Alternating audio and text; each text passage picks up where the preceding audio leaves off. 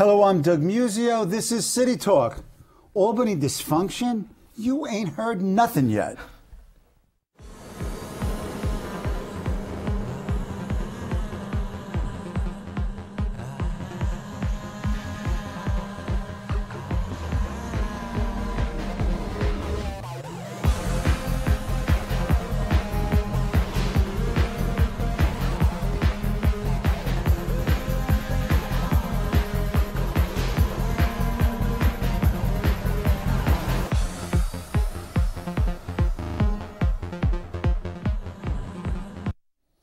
To talk about New York as, quote, a model of corrupt, inefficient, and undemocratic governance, close quote, is former New York State Senator Seymour Lachman. Professor Lachman is a distinguished professor and scholar in residence at Wagner College.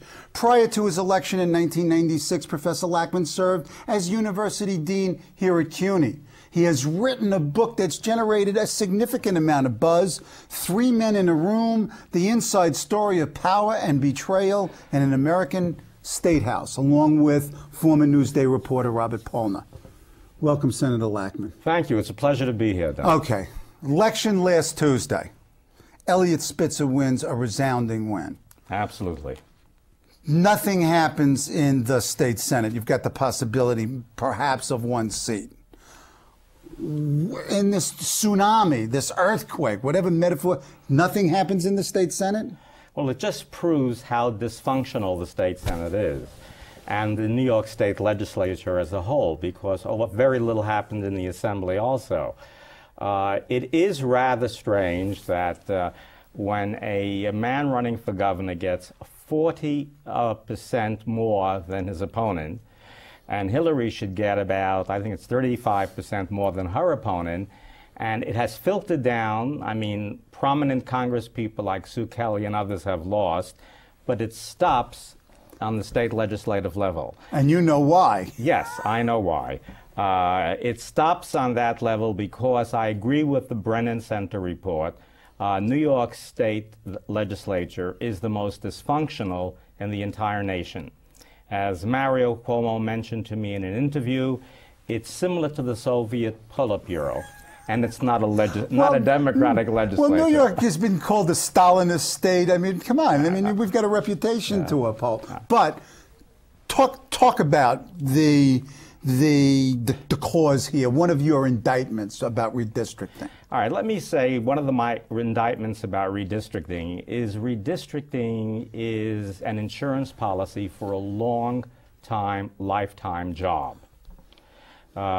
If you play ball with the leadership and you do and vote the way they want you to, then you'll remain in your district if you're an incumbent for life. How does the districting work in the Assembly or in the State Senate? How does it work? There's sort of an unwritten agreement or code between the Assembly Speaker and the Majority Leader. The Assembly Speaker will not interfere in the redistricting in the Senate, and the Senate will not interfere in the redistricting. So each house does its own redistricting. They form their own commission. Yeah. It is probably one of the two worst in the country in terms of the process of redistricting.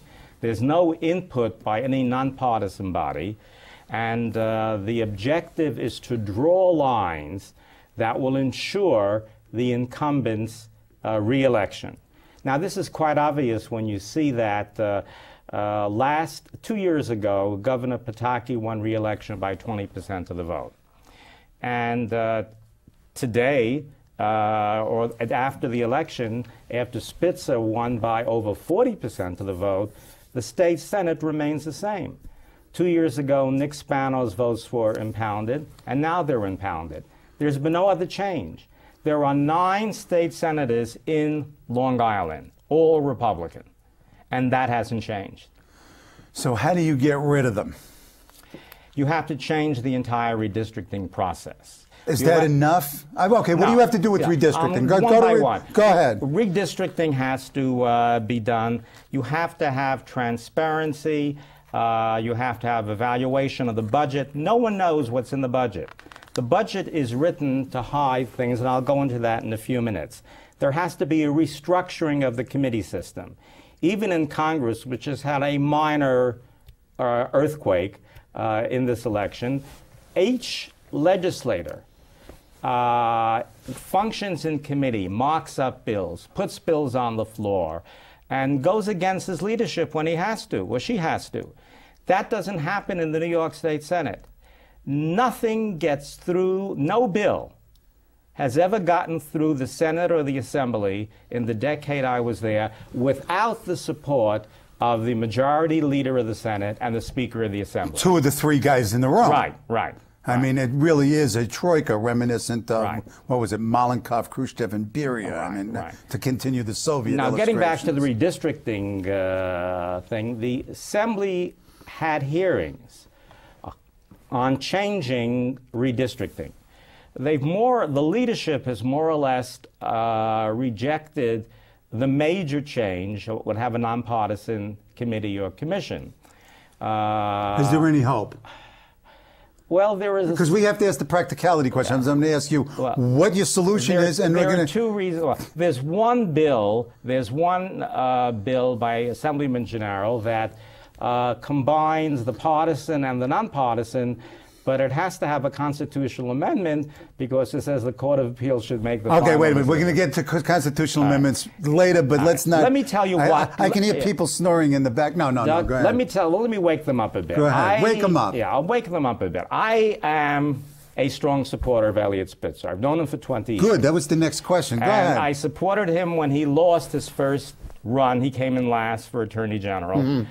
And I think he's a remarkable person. I think that the governor-elect means what he says. From day one, he's going to try to reform the state legislature. No, he said that everything begins anew on day one. Now, wait a minute. He's dreaming.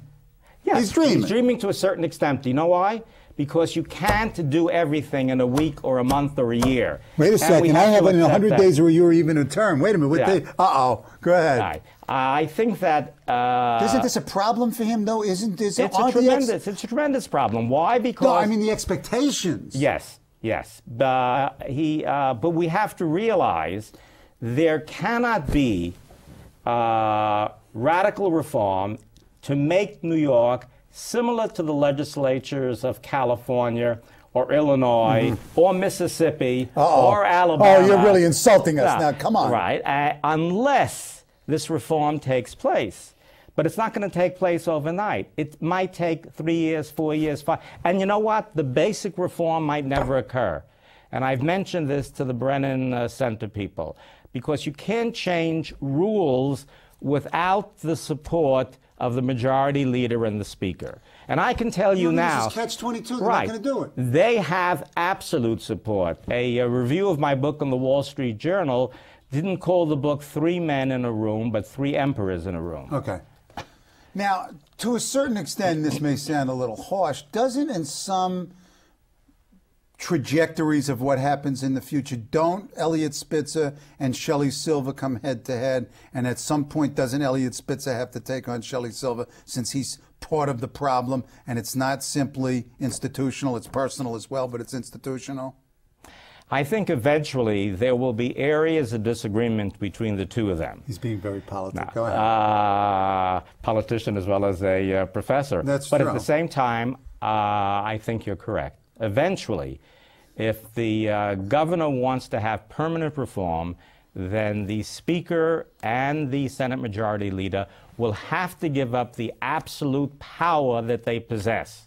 And when I first entered the Senate, and I became a member of the Finance Committee, I went along with my party 95% of the time.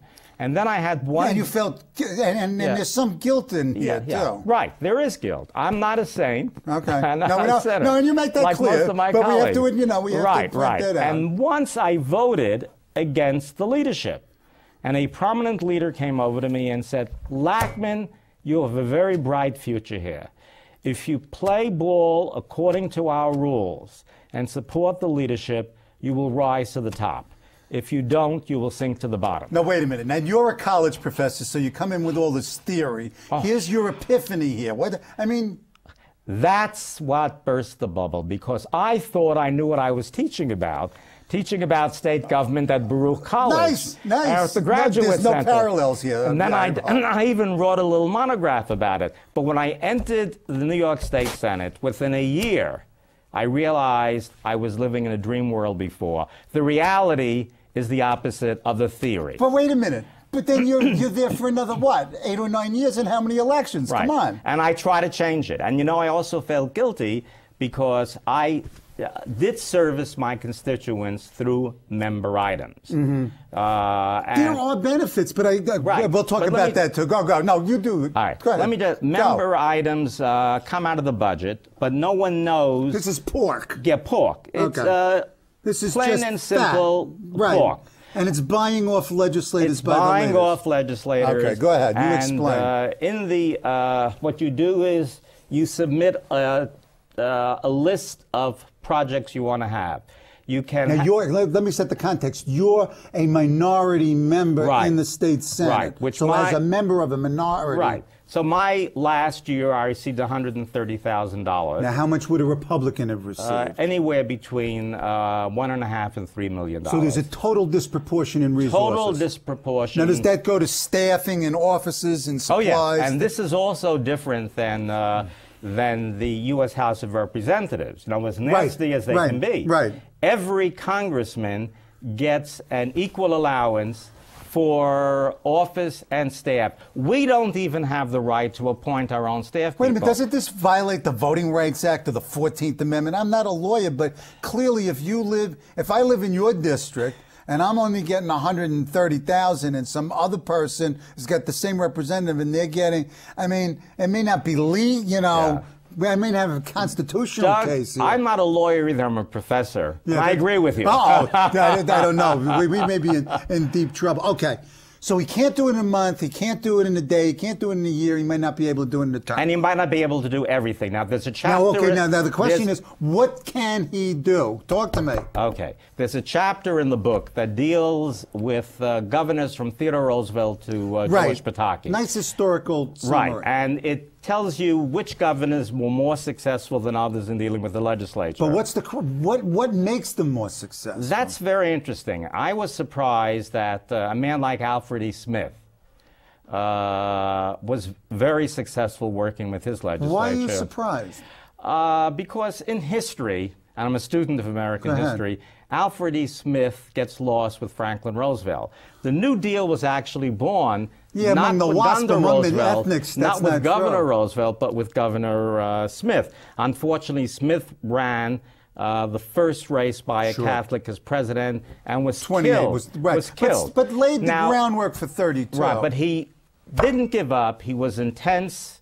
He was persistent. He wanted to make change. He brought people like Francis Perkins. Wait a second. This doesn't sound like the current governor. It may sound like the future governor. No, it's not the current governor. No, I understand. It's not the current governor. I'm joking. But, you know... Is it the current governor-elect? Yes, yes. Okay, so you are optimistic here. Yes. And you know what? As a Democrat, I could say it wasn't the only Democratic governors that were successful. I was surprised to discover how successful Thomas E. Dewey was. And Dewey is more than a throughway. Dewey was the governor of New York State, coming from a similar background to Eliot Spitzer. He was the district attorney of Manhattan, who lost 2 presidential races, one to Roosevelt and one to Truman. He was able to get things done more than the more famous governors of New York, who later went on to become president or vice president of the United States. Like whom? I think that, and you're making a very good point, Eliot Spitzer's values, his commitments, his personality, which were exhibited in his fight with Wall Street and the wrongs on Wall Street, are going to come out eventually.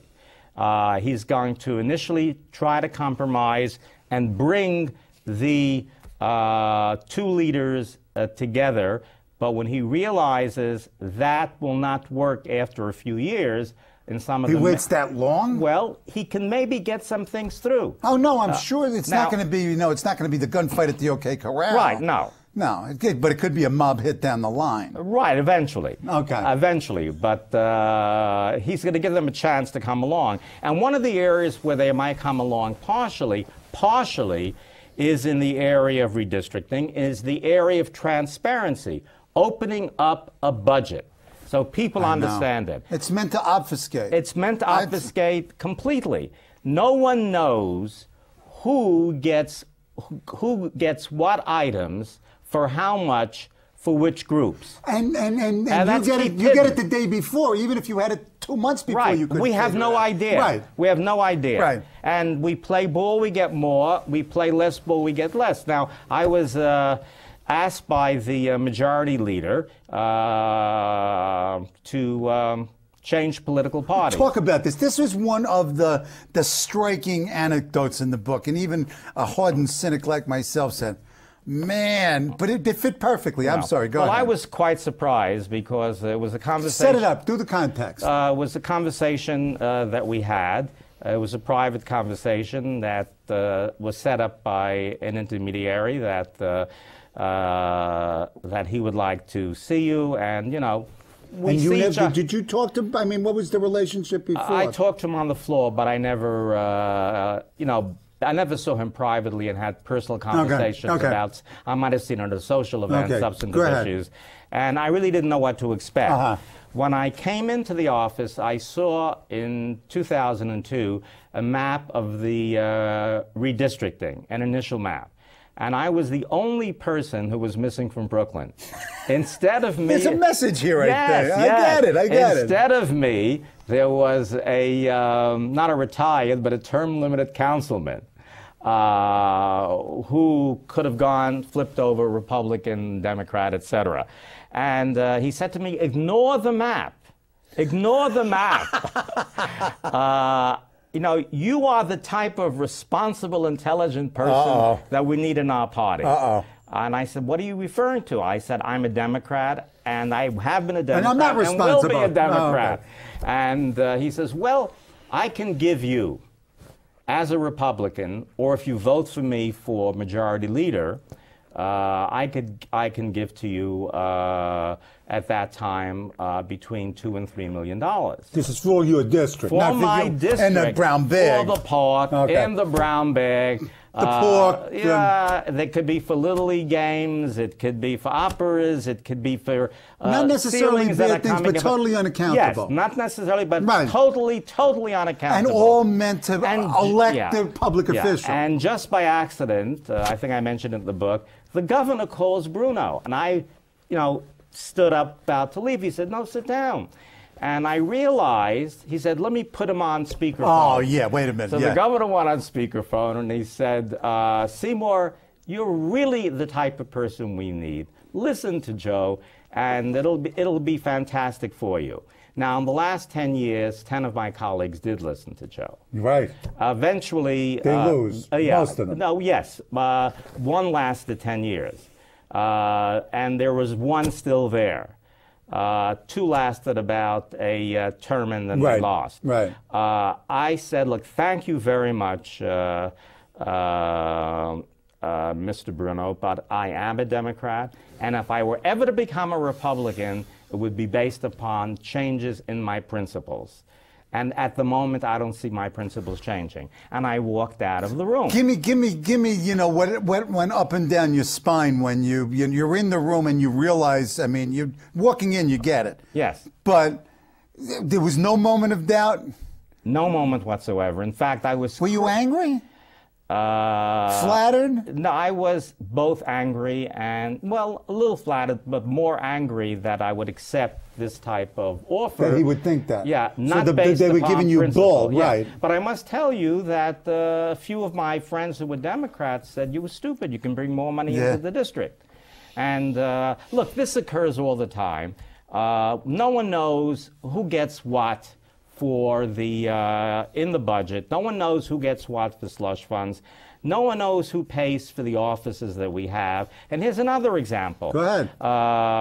When I was reelected in 2002 in a competitive district, I think the vote was 64% to 36%, which surprised some of the Republicans.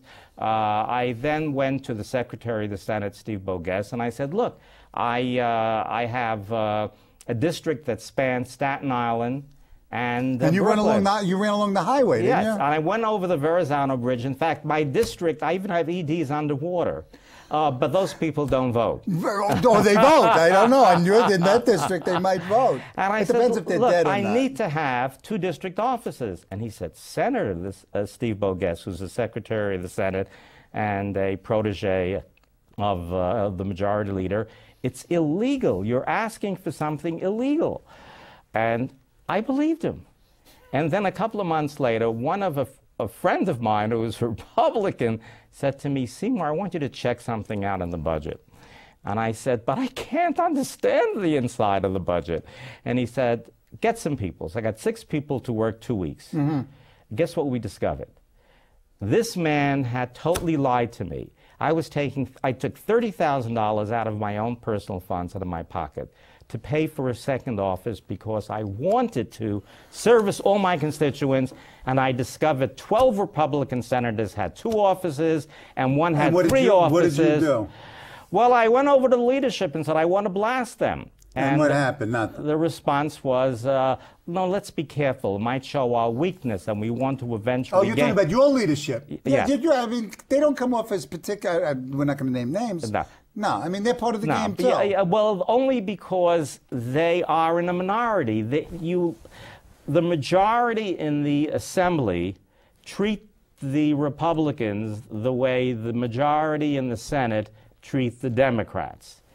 They are not treated equally. They're treated at a lower level. No one knows what's going to happen. I mean, just the leadership in the Senate found out 3 weeks ago that there was amount $85 million distributed to Republican senators who needed it to get reelected. The budget's full of slush funds. Slush funds. All over the place. And in the authorities, which we got to get to. I don't know whether it was called GLUP or GULP or something like GLUP. Come on, get the GLUP. And they gave this money to those institutions, primarily schools that they graduated from and that their children attended, etc. And you know what they expected in return without saying anything? They expected not only the support of these people, but these people's friends to come out and campaign. Now, there is a great deal, there is in the budget a great deal of waste, inefficiency, and even fraud. Mm-hmm. And let me use 2 examples. And by the way, the people in the state of New York are probably smarter than the legislators. Wait a minute, before we get to fraud, I only got 5 minutes here. I mean, I'm going to have to move you along. Well, you can take more than 5 minutes. It's okay. No, nice. Wait a second. I want to talk about authority reform. We talked about redistricting. I want to talk about authority reform, Medicaid, and maybe CFE. But let's do authority reform. Doug, we're on the same wavelength. Okay. Those are the 3 that I wanted to discuss. Okay, go ahead. Okay. You got it. Most people... But you only have 4 minutes. Most people don't know what authorities are. No one knows how many there are. They're hidden. They rise from 300 Between 500 to 900? Yeah, that's right. I think they're over 800. The state controller said 700. Right. Number. Even the Attorney General, who did the now governor-elect, did a wonderful report. They couldn't find out how many. What are authorities? How many are there? Authority was created, it must be about 60 years ago, to serve a useful purpose, to raise money outside of the normal state budget to build highways, or the port authority and things like that. Right. What's happened is it has become corrupted. It issues long-term bonds for financing. And it's all off the books, quote, end of quote, as they say. There's no legislative vote on any of these programs or projects. So the legislator can't be blamed for raising taxes. Now, today, we have a budget of $112 billion, or $115 billion, depending on who talks about it. But we have, now listen, we have a debt, accumulated debt from authorities, of $227 billion. Okay. Now, only 1/4 of that debt will be paid for by tolls or other things, which means we're paying it for. We're paying it, and our children and grandchildren will be paying for this. So this is hidden. And you know what? These authorities have the power to give birth and create other authorities. So what was a reform in one era, the authority, which allowed for more efficient, effective management of these infrastructure projects? It's run into a monster. It's turned into a Frankenstein. It's antithesis. It's become this evil It's the that major debt. sucks up money. Now, but this is a trough I for the believe pals. that the lieutenant governor and the governor and lieutenant governor are on the same wavelength. We believe in looking into the authorities, getting rid of most of them, and at the same time joining those that have similar purposes together, maybe 10 or 12, and I think we can save 10, 20 billion dollars. That's the authorities. Now, you're talking about this amount of money over what period of time? I'm talking about this amount of money over a legislative session if there's cooperation between the Senate, the Assembly, and the governor. Now, wait, you got 1 minute. What should Medicaid? Now, what should Spitzer do in the first 2 weeks? He should open up, ask for complete transparency, accountability, and find out how many authorities there are, how much money they're wasting, and get them down to size. In fact, I would even have an inspector general, not only for the budget, but an inspector general for authorities as well. And the same thing exists in Medicaid fraud. We have $47 billion spent on Medicaid in our budget. And the estimates vary between 10 and $20 billion, like Big Bertha $1 billion, that are wasted, inefficient, or fraud. Oh, stop. That's it. We're going to stop with inefficiency and fraud, our favorite topics. Okay. Thank you, Seymour Lachman. You're very welcome.